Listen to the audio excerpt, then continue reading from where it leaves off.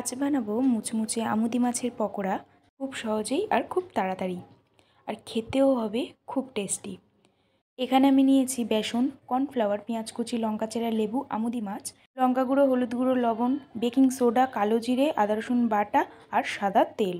এখন আমরা একটা পেস্ট বানিয়ে নেব পেঁয়াজ কুচি আর লঙ্কা চেরা দিয়ে। মাছে এখন মাখিয়ে নিচ্ছি লেবুর রস, আর দিয়ে দেব হাফ চামচ লবণ, পেঁয়াজ কাঁচা লঙ্কা বাটা আর আদা রসুন বাটা দিয়ে মাছটাকে ম্যারিনেট করে 5-6 মিনিটের জন্য ঢাকা দিয়ে রেখে দেব।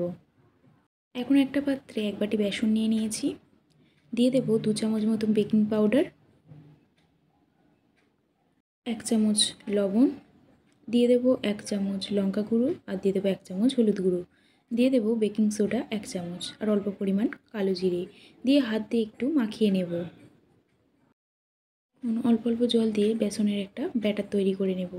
জলটা প্রথমেই বেশি দিয়ে দেবে না, তাহলে কিন্তু ব্যাটারটা খুব পাতলা হয়ে যাবে। তো আস্তে আস্তে এদিকে আমি বেসনটাকে ভালোভাবে মাখিয়ে নিচ্ছি। বেসনের ব্যাটারটা আমার একদমই তৈরি, খুব মোটা না আর খুব পাতলা নয়। এখন কড়াইতে সাদা তেল দিয়ে তেলটাকে ভালোভাবে গরম করে নেব। আমরা ম্যারিনেট করা মাছ বেসনের মধ্যে দিয়ে এপিট ওপিট করে ভালো করে বেসন মাখিয়ে নিয়ে তেলের মধ্যে আস্তে আস্তে ছেড়ে দেব। তো দেখতে পেলেন কত সহজ পদ্ধতিতে আমি মাছগুলো কড়াইয়ের মধ্যে ছেড়ে দিচ্ছি। তো এরকমভাবেই সব মাছগুলোকে ভেজে নেব। একদিকটা ভাজা হয়ে গেছে, অপর দিকটা উল্টিয়ে দিয়ে ভালো করে ভেজে নেব।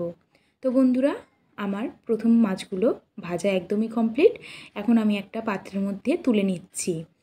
বাদবাকি যে মাছগুলো আছে সেগুলোকেও ঠিক একইভাবে বেসনের মধ্যে চুবিয়ে তেলের মধ্যে ছেড়ে দেব আর আস্তে আস্তে করে লাল লাল করে ভেজে নেব। তো আমার সব মাছগুলো ভালোভাবে ভাজা হয়ে গেছে। এখন তোমাদেরকে খেয়ে বলবো কেমন হয়েছে। আমি তো মাছগুলোকে পেঁয়াজ, লেবু, কাসুন্দি আর সস দিয়ে সার্ভ করে নিয়েছি।